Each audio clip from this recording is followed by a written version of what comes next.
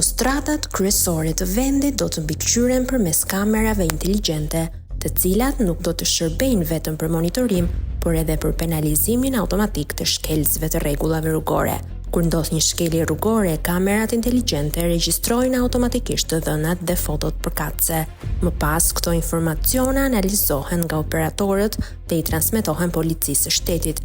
Kjo e fundit verifikon rastin dhe liron gjobën përkatëse, e cila i shkon drejt për drejt drejtuesit të mjetit në sistemin elektronik të gjobave.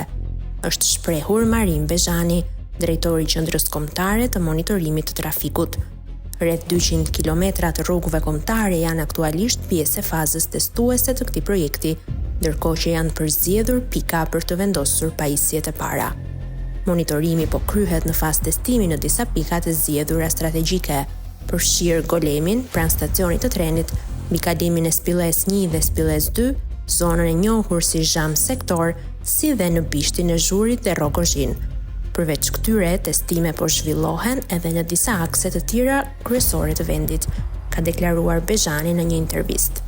Qëllimi final i projektit është të përfshijë një rrjet monitorimi prej 3650 kilometrash, që përfshin të gjitha rrugët në administrimin e autoritetit rrugor shqiptar, duke lidhur këtë nismë me projektin më të gjerë të Smart City.